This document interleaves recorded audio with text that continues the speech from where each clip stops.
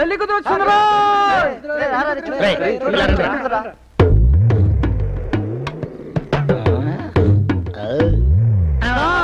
Professor sir, మీరు professor sir. Professor sir.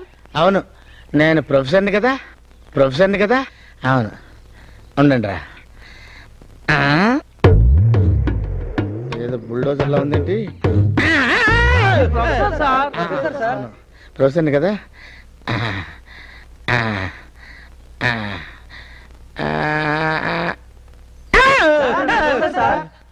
అవును. అరగంటలో పెళ్లి కూతురు రాపోతే పెళ్లి క్యాన్సిల్ అన్న గొట్టంగాడు ఎవడ్రా? ఫోన్ చేసింది ఎవడ్రా? నేనే. యూ సారీ మేడం, మీ చిన్న పర్సనాలిటీ తెలియక ఏదో పిచ్చివాగుడు వాగేశాను. పెద్ద మనసు చేసుకుని మన్నించండి మేడం. నేను మీ ప్రొఫెసర్ రా. అర్థమైందా? చిన్న పెద్ద లేదా చంపేస్తాను. మేడం, మీరు తొందరపడి కాలో చెయ్యో చేసుకున్నారంటే స్టూడెంట్స్ ముందు నా పరువు పోతుంది మేడం. కొంచెం డిస్టెన్స్ మెయింటైన్ చేయండి. ఇంత చిన్న విషయానికి ఎందుకు సార్ అంత టెన్షన్ పడతారు? మీరు మగ పెళ్లి వాళ్ళు ఏమైనా మాట్లాడతారు. ఇంతకీ మీరు పెళ్లి కూతురు చూడాలి అంతే కదా? Just minute.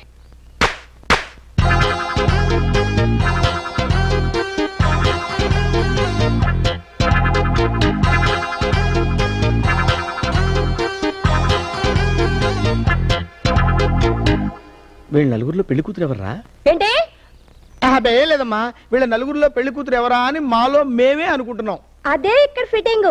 ఆ నలుగురిలో పెళ్లి కూతురు ఎవరో కనుక్కుంటే మీరు చెప్పినట్టు మేము వింటాం. లేకుంటే మీరందరూ మా ఇంటికి వచ్చి పప్పు రుబ్బాలి. No problem. రే చంపేస్తాను పిచ్చివాగుడు వాగా ఉంటే దరిద్రుడా. అమ్మా కొద్దిగా తప్పుకోండి, ఇంకొంచెం తప్పుకోండి అమ్మా.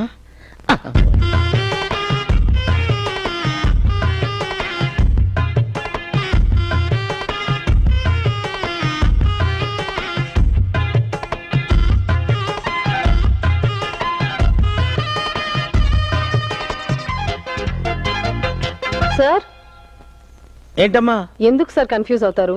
పెళ్లి కూతురు పేరు రాజలక్ష్మి. రాజలక్ష్మి అని పిలిస్తే ఎవరు చూస్తారో వాళ్ళే పెళ్లి కూతురు. మంచి ఐడియా ఇచ్చామ్మా. రాజలక్ష్మి. ఆహా, ఎంత గొప్ప ట్రైనింగ్ అమ్మా. పోలీస్ కుక్కలు కూడా ఇంత పర్ఫెక్ట్ గా తిరగవు. సార్, నాకు ఒక డౌట్ అండి. ఏంటన్నా? పెళ్లి కూతురు అంటే అమ్మాయి అబ్బాయి సార్? ఆహా, ఒరే నువ్వు ఎలా బతుకుతావురా? సార్, నేను చెప్పనా? చెప్పు సునీల్. ఈ నలుగురిలోనూ పెళ్లి కూతురు లేదు. అదేంటి? చాలా సింపుల్. పెళ్లి కూతురులా అలంకరించుకొచ్చారే తప్ప పెళ్లి కూతురు మొహంలో ఉండాల్సిన కళ, వెలుగు, వినయం, బిడియం ఈ నలుగురిలోనూ లేవు. ఆ కళ నేను ఒకసారి కళ్ళారా చూశాను.